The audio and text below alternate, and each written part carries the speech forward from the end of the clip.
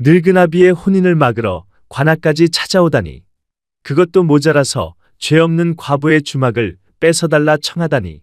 이자는 살아계신 부친의 뜻을 거역하고 관아에 와서 불효막심한 청탁을 늘어놓았으니 불효자를 다스리는 법도로 곤장 10대를 쳐라.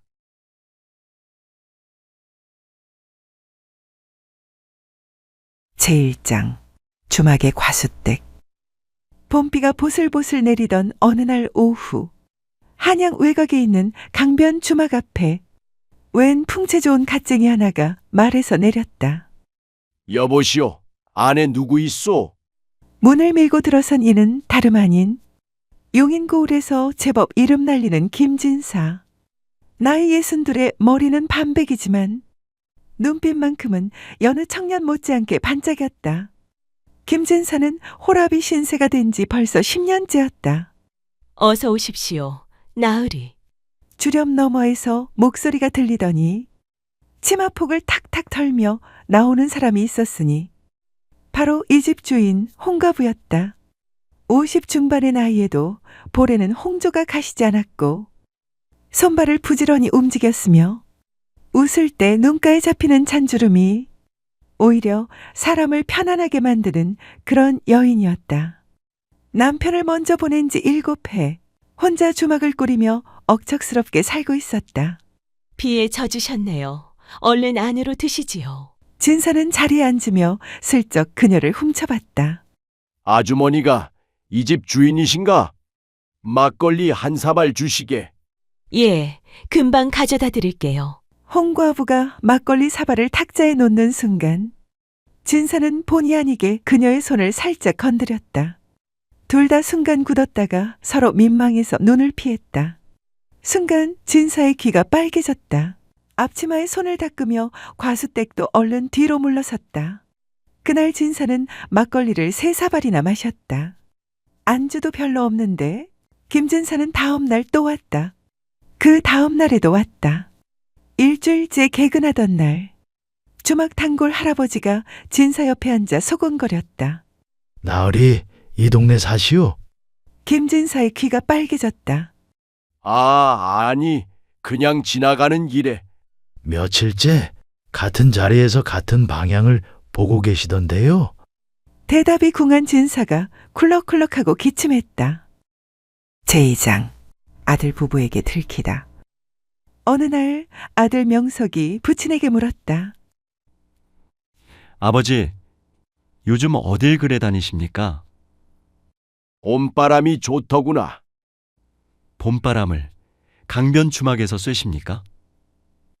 진사가 숭늉 그릇을 내려놓으며 천장을 올려봤다. 동네가 좁구나. 며느리 박씨도 가만히 있지 않았다. 여보, 큰일 났어요. 제가 알아봤더니 그 주막 여자가 충청도 어디 산골에서 왔대요. 어디서 굴러먹던 개뼈다귀인지 신분도 불분명하고 재산이라곤 달랑 주막 하나뿐이래요. 그러게 말이야. 다음 날 아침 아들과 며느리가 나란히 사랑채에 들어와서는 섰다. 아버지, 앉으십시오. 내 집에서 앉으라는 소리를 내가 듣는 건가? 그래도 진사는 앉았다. 명석이 점잖게 운을 뗐다. 아버지, 저희가 드릴 말씀이 있습니다. 아버지께서 최참봉댁, 과수댁 같은 분과 어울리신다면 저도 반대하지 않겠습니다.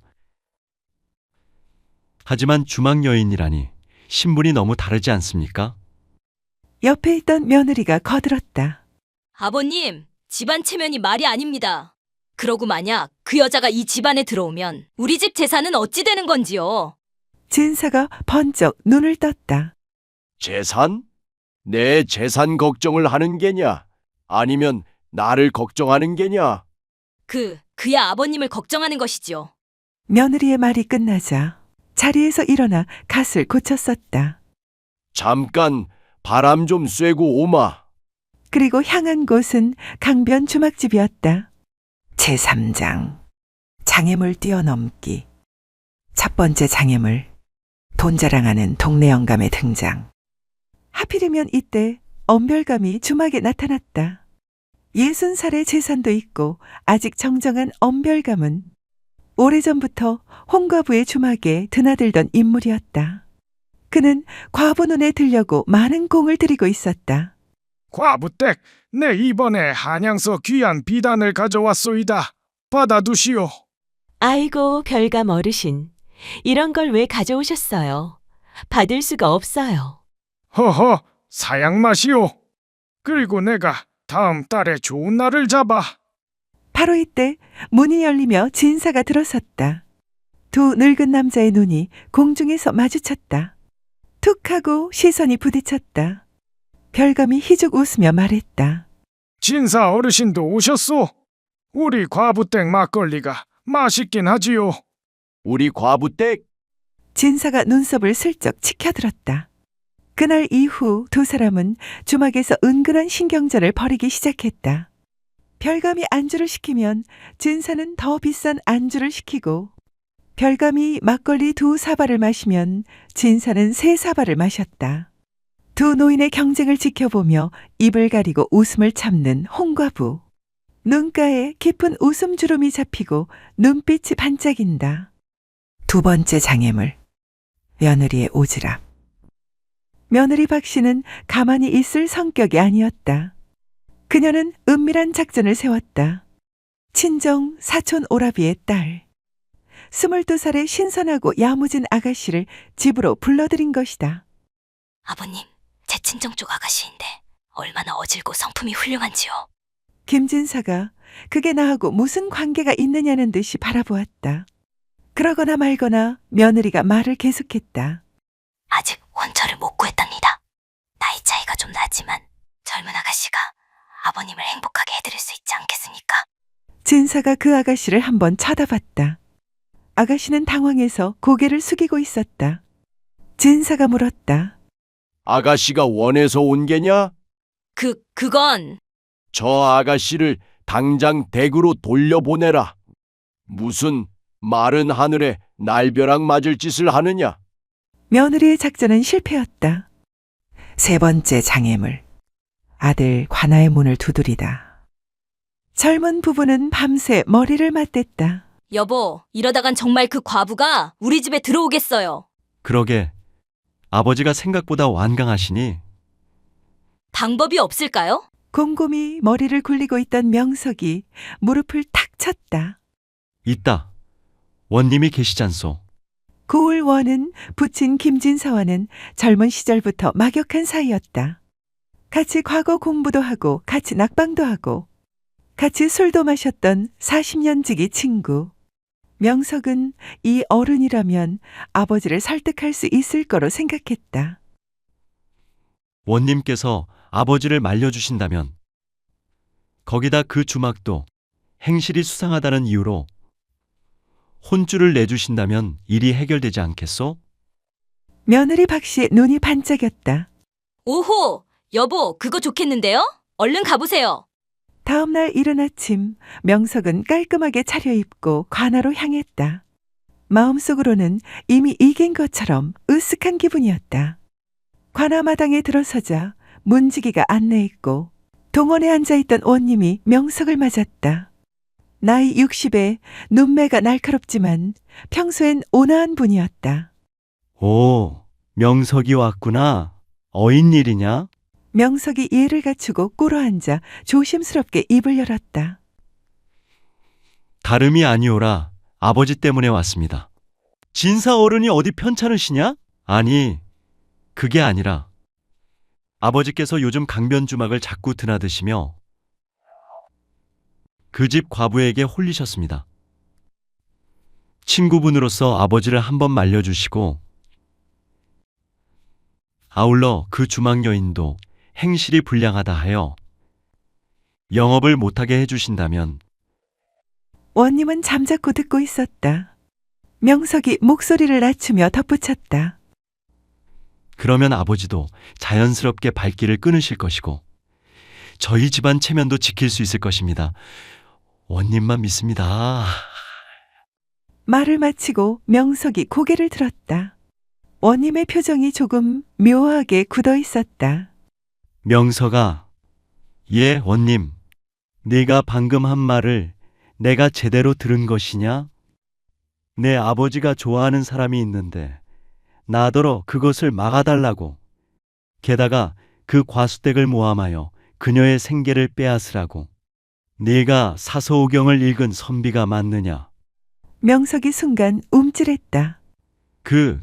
그건 신분 차이와 집안 체면 때문에. 체면? 원님의 목소리가 한 톤 낮아졌다.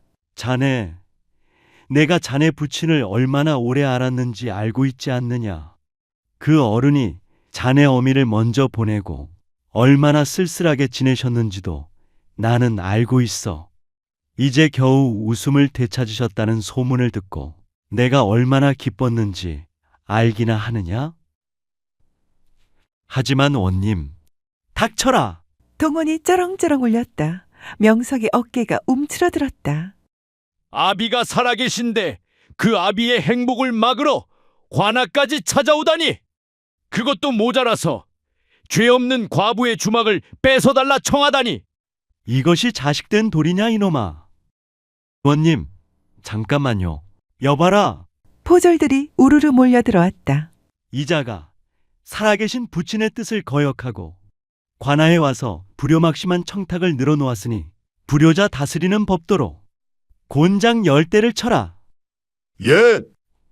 원님, 저는 그냥 아버지가 걱정돼서. 포졸들이 아들을 들어 동원 마당으로 가서 눕혔다. 동원 마당에 명석의 비명이 울려 퍼지는 동안 원님은 차를 한 모금 마시며 창밖을 바라봤다. 그리고 혼잣말처럼 중얼거렸다. 여보게, 자네 아들 교육을 좀 더 시켜야겠네. 곤장 10대를 맞고 절뚝거리며 집으로 돌아온 명석을 본 박씨가 기겁했다. 이게 어떻게 된 거예요? 말도 마시오. 원님이 도와주신다고 하셨어요? 도움은커녕 천하에 없는 불효자라고. 실컷 두들겨 맞고 왔소. 며느리 박씨의 입이 쩍 벌어졌다. 명석은 방에 들어가 엎드렸다. 엉덩이가 얼얼한 건지 마음이 얼얼한 건지 한참 동안 천장만 바라봤다. 불효자. 그 말이 자꾸 귓가에 맴돌았다. 네 번째 장애물. 비 오는 밤에 벌어진 일. 비 오는 저녁 진사가 주막에서 늦도록 과부와 이야기를 나누다 돌아가려는 참이었다. 나으리, 비가 너무 많이 오는데 오늘은 그냥 저희 행랑채에서 주무시고 내일 아침 가시는 게 어떻겠습니까? 어두운 데다가 길까지 질퍽해서 위험하실 텐데요. 그러면 내가 무례한 소리를 들을 것이오. 이 나이에 무슨 남의 말을 겁내십니까? 과부가 웃다가 그만 발을 헛디뎌 넘어졌다. 아이쿠, 진사가 재빠르게 손을 잡았다. 괜찮으시오? 두 사람은 손을 잡은 채 서로를 바라보았다. 바로 그 순간 대문 밖에서 누군가의 목소리가 들려왔다. 아버지 여기 계십니까? 명석이었다. 아버지 걱정이 돼서 직접 찾아온 것이었다. 그런데 대문을 밀고 들어서다 손을 맞잡은 두 사람을 목격하고 말았다. 세 명이 동시에 굳었다. 먼저 입을 연 건 진사였다. 막걸리 한 사발 하겠느냐? 비 맞은 생쥐꼴로 아버지 옆에 앉은 명석은 막걸리를 한 사발 받아 마셨다. 아직 엉덩이가 좀 아팠지만 이상하게 그 막걸리가 달았다. 제사장, 최후의 단판. 다음 날 아침 진사는 아들을 사랑채로 불렀다. 앉아라. 명석이 조심스럽게 앉았다. 곤장 맞은 곳이 아직 쑤셨지만 내색하지 않았다. 한동안 말없이 마당을 내다보다가 진사가 천천히 입을 열었다. 명서가 내 어미가 세상을 뜬 게 10년 전이지. 예, 아버지. 그 10년 동안 나는 괜찮은 척 살았다. 너희가 걱정할까 봐 그렇게 살았다. 진사가 쓴웃음을 지었다. 밥을 먹어도 혼자 먹고 좋은 것을 봐도 말할 사람이 없고 밤에 빗소리를 들으면 그냥 천장만 보이더구나. 나이 먹으면 덜 할 줄 알았는데 그게 아니더라. 명석의 표정이 미세하게 흔들렸다. 신분이 낮다고 했지? 그 사람은 10년 넘게 혼자 주막 하나로 살아온 분이야. 그 단단함이 어디서 나오겠냐? 재산이 넘어갈까봐 걱정했지? 내가 살아있는 동안 내 재산은 내가 쓴다. 내 몫은 때가 되면 떼어줄 것이고. 명석이 무릎 위에 얹은 손을 꽉 쥐었다. 아버지, 솔직히 말씀드리면 말해봐라. 저는 아버지가 얄궂은 사람에게 속아 상처받으실까봐 두려웠습니다. 아버지가 어머니 돌아가신 후에 얼마나 힘들어 하셨는지 저는 알거든요. 그리고 잠깐 머뭇거리다가 덧붙였다. 제가 며칠 전에 원님을 찾아갔다가 불효자 소리만 듣고 곤장을 맞고 왔습니다. 진사가 굳었다. 뭐? 바람난 아버지를 말려달라고 원님께 부탁했다가 오히려 크게 혼이 났습니다. 한동안 침묵이 흘렀다. 갑자기 진사가 폭소를 터뜨렸다. 허허허허. 이 녀석이 원님한테? 허허허. 명석이 쑥스러워서 고개를 숙였다. 웃으시면 안 되죠, 아버지. 아니, 어떻게 안 웃냐? 거 봐라. 하늘도 내 편이잖느냐? 허허허. 한바탕 웃고 난 진사가 눈가를 훔치며 아들을 바라봤다. 명석아, 예, 곤장까지 맞으면서 아비 걱정을 한 거냐? 대답이 없다. 고맙다, 이 녀석아. 오래 고개를 숙이고 있다가 명석이 입을 열었다. 그분이 아버지를 진심으로 대하는 분이라면 저도 반대하지 않겠습니다. 어제 주막에서 막걸리 한 잔 받아 마시면서 보니 나쁜 물은 아닌 것 같았습니다. 그거면 됐다. 진사가 아들의 어깨를 툭 쳤다. 이제 나가보거라. 나는 외출 좀 해야겠다. 또 강변 주막입니까? 그건 왜 묻냐? 명석이 자리에서 일어나다 희죽 웃었다. 다녀오십시오, 아버지. 제오장, 끝이 좋으면 다 좋다. 그날 오후 주막에 들어선 진사가 홍과부 앞에 반듯하게 섰다. 드릴 말씀이 있소이다. 과부가 행주를 내려놓으며 눈을 동그랗게 떴다. 이 나이에 낯간지러운 말을 하자니 쑥스럽지만 진사가 헛기침을 한번 하고는 남은 인생 나와 함께 하시겠소? 서로 등이나 긁어주면서 같이 삽시다. 갑자기 주막 안이 조용해졌다. 과부는 잠깐 진사를 바라보다가 피식 웃었다.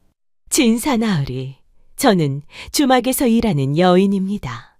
신분도 비천하고 가진 것도 이 주막 하나뿐이에요. 알고 있소. 아드님이 반대하시지 않겠습니까? 허락받았소.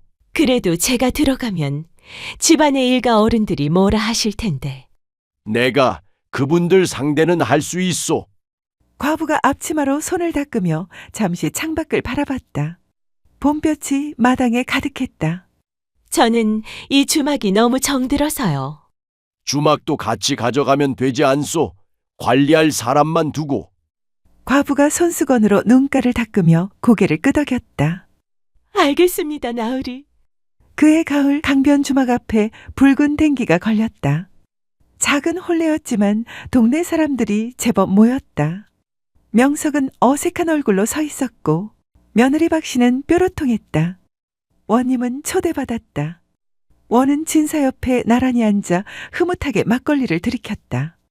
네, 그럴 줄 알았어. 이 사람아. 자네 덕도 좀 있지. 허허. 덕은 무슨? 나는 그냥 불효자 하나 혼내줬을 뿐이야. 두 노인이 껄껄 웃는 소리에 저만치서 명석이 귀를 붉히며 딴청을 피웠다. 김진사는 그날 생전 처음으로 10살은 젊어 보이는 얼굴을 하고 있었다. 홍과부는 누군가 자신을 바라본다는 게 어떤 기분인지 수십 년 만에 기억해냈다. 두 사람은 나란히 걸어 들어갔다. 봄날 같은 가을 저녁이었다.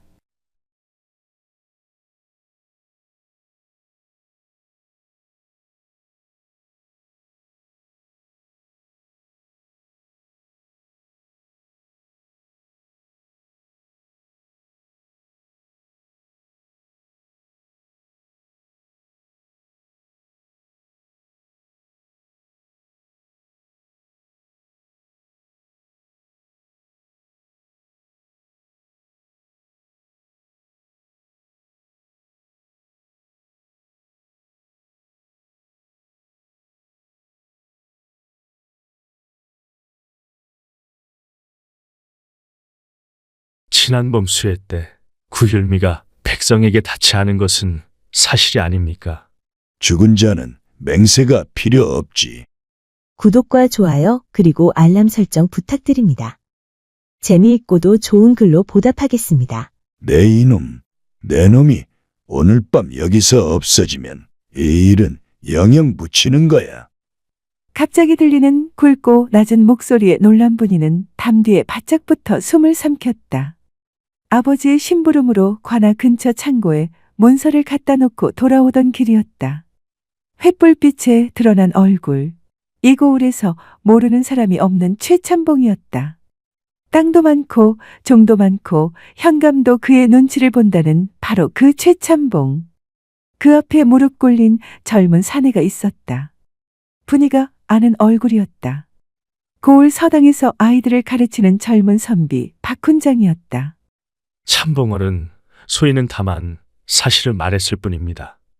지난봄 수해 때 구휼미가 백성에게 닿지 않은 것은 사실이 아닙니까? 소인이 어찌 없는 말을. 없는 말. 내 놈이 상소를 올려 나를 고발하려 했잖느냐. 그 일은 접었습니다. 맹세코 다시는 그런 일을 꿈에도 꾸지 않겠습니다. 맹세? 죽은 자는 맹세가 필요 없지. 최참봉의 손짓에 그늘 속에 있던 장정들이 순간 박훈장에게 달려들었다. 분이는 자기 입을 틀어막고 눈을 감았다. 돈탁한 소리, 그리고 침묵. 내일 아침에 이놈이 현감날이 인장을 훔쳐 달아나다 실족 쌓은 것으로 꾸며라. 예, 알았습니다. 서두르지 말고 흔적 없이 해라. 그러고 저놈에게 빼앗은 것 있지? 우리 집 사랑채 마루 밑에다 깊숙이 넣어두라. 예, 그렇게 하겠습니다. 횃불이 멀어졌다. 분이는 한참이 지나서야 몸을 움직일 수 있었다. 다리가 후들거렸다. 한 발짝 내딛는데도 온몸에 힘이 빠졌다. 집으로 달려가 아버지에게 말해야 한다. 박훈장이 죽는다고. 무언지 몰라도 박훈장에게서 빼앗은 것이 최참봉의 사랑채 마루 밑에 있다고. 아버지는 형방이니까. 관아 사람이니까. 법을 잘 지키는 사람이니까. 그런데 아버지도 최참봉의 눈치를 보지 않던가. 그 생각이 드는 순간 발이 멈춰버렸다. 말했다가 아버지까지 해를 입으면, 우리 집도 저렇게 되면. 분이는 그날 밤 한숨도 자지 못했다. 그런데 이틀이 지나도 박훈장이 죽었다는 소식은 들려오지 않았다. 대신 박훈장이 현감나리의 인장을 훔쳐 달아났다는 소문이 온 고을에 퍼졌다. 관아에서 포조를 풀어 박훈장을 잡으러 나섰다는 말도 들렸다. 살아있구나. 분이는 가슴을 쓸어내렸다. 어떻게든 살아서 달아났구나. 하지만 도둑으로 쫓기는 신세가 되었으니 살아있는 것이 다행인지 불행인지 알 수 없었다. 그 일이 있고 얼마 뒤 분이는 시장터에서 박훈장의 어린 아들과 마주쳤다. 겨우 5살 된 아이는 아버지가 도둑으로 몰려 쫓기는 줄도 모른 채 굶주린 할머니를 위해 동네 사람들에게 구걸해 얻은 좁쌀 주머니를 품에 소중히 안고 있었다. 그때 최참봉의 하인들이 길을 지나다 아이를 거칠게 밀쳤다. 이 도둑놈의 자식! 내 아비가 훔친 인장은 어디다 숨겼느냐? 아이가 넘어지며 품고 있던 좁쌀이 흙바닥에 쏟아졌다. 아이는 울먹이며 흙 묻은 좁쌀을 손톱이 깨지도록 긁어모았다. 그 처참한 광경을 지켜보던 분이의 가슴에 불덩이가 내려앉았다. 아니에요. 저 애 아버지는 도둑이 아니에요. 목구멍까지 말이 차올랐지만 저 멀리서 거만하게 뒷짐을 지고 걸어오는 최참봉과 눈이 마주친 순간 고개를 숙이고 분이는 뒷걸음질 쳤다. 아이의 울음소리가 등 뒤에서 비수처럼 꽂혔지만 분이는 도망치듯 자리를 피했다. 그날 이후 분이는 밥을 먹을 때마다 목이 메어 좁쌀 한 알도 제대로 삼키지 못하게 되었다. 박훈장의 노모와 어린 아들은 하루아침에 도둑의 가족이 되었다. 노모는 그 충격으로 자리에 눕더니 이듬해 봄을 넘기지 못했고 아들 박일동은 고아 신세가 되어 먼 친척 집에 맡겨졌다. 분이는 그 모든 것을 눈으로 보면서도 입을 열지 못했다. 세월이 흐르고 분이가 갓 17을 넘겼을 무렵이었다. 외갓집에 다니러 갔다가 우연히 한 사내를 장터에서 보았다. 등이 굽고 손이 거칠었으며 눈빛만 유난히 또렷했다. 분이는 그 사람을 단번에 알아보았다. 박훈장이었다. 그는 나무지게를 내려놓고 허리를 폈다. 그리고 잠시 하늘을 올려다보았다. 그 표정이 이상하게도 담담했다. 억울함도 분노도 원망도 없는 얼굴. 분이는 한 걸음 다가섰다. 그날 밤의 일을, 최참봉의 죄를, 모든 것을 내가 다 보았다고 지금 말하면 입안에서 말이 맴돌았다. 그러나 그 순간 장터 저편에서 포졸 둘이 지나갔다. 본능적으로 분이는 몸을 움츠렸다. 그리고 다시 고개를 들었을 때 박훈장은 이미 사라지고 없었다. 분이는 한참을 그 자리에 서 있었다. 손끝이 떨렸다. 그날 이후로 분이는 더 이상 그를 보지 못했다. 그리고 그날의 침묵은 긴 세월 커다란 바위처럼 그녀의 가슴을 짓눌렀다. 18살이 되던 해, 분이는 같은 고을 아전의 아들에게 시집을 갔다. 자식을 낳고 살림을 꾸리고 어느새 머리에 서리가 내려앉기 시작했다. 최참봉은 더욱 세력이 커져서 고을을 쥐고 흔들었고 박훈장의 아들은 어디선가에서 머슴살이 한다는 소문만 간간히 들려왔다. 이제 중년이 된 여인 분이는 가끔 밤중에 혼자 뜰에 나와 하늘을 올려다봤다. 11살 그날 밤의 기억이 떠오를 때마다 입안에서 무언가가 울컥 치밀었다가 다시 목 아래로 내려갔다. 지금 말해도 누가 내 말을 믿겠어? 최참봉 집안이 이 고을에서 얼마나 큰 세력인데. 그렇게 또 세월이 흘러갔다. 분이가 43살 되던 해 봄이었다. 한양에서 암행어사가 내려온다는 소문이 돌았다. 고을 수령들이 구율미를 빼돌린다는 고발이 조정에 올라갔다는 것이었다. 누군가 목숨을 걸고 상소를 올린 것이다. 분이는 가슴이 두근거렸다. 암행어사가 고을에 들어온 날 밤, 분이는 낮은 목소리로 남편에게 말했다. 여보, 내가 드릴 말씀이 있어요. 분이의 눈빛을 보고 남편은 보통 일이 아님을 직감했다. 32년 전 그 늦가을 밤의 이야기를 분이는 처음으로 털어놓았다. 말하는 내내 손이 떨렸다. 목소리도 갈라졌다. 당신이 그 비밀을 32년이나 혼자 안고 살았단 말이오? 남편의 눈이 붉어졌다. 증인이 당신 하나뿐이오? 저 하나뿐이에요. 하지만 저는 똑똑히 봤어요. 지금까지 한시도 잊은 적이 없어요. 분이는 다음 날 아침 암행어사 앞에 무릎을 꿇었다. 어사는 즉시 최참봉을 잡아들였다. 최참봉의 사랑채 마루 밑에서는 오래된 문석의 짝이 나왔다.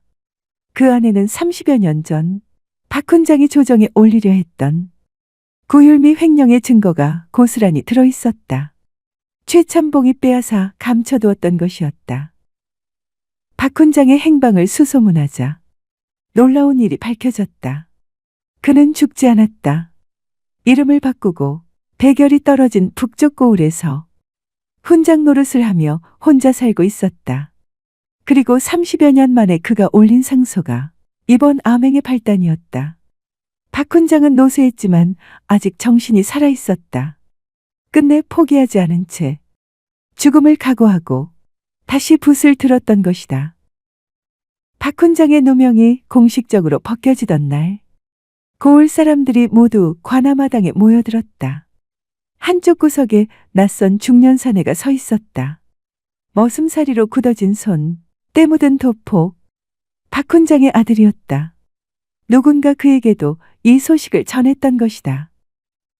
어사가 분이를 증인으로 내세워 그 공을 치하하자 박훈장의 아들이 군중 속에서 걸어나와 분이 앞에 큰 절을 올렸다. 아주머니 같은 분이 계신 줄은 꿈에도 몰랐습니다.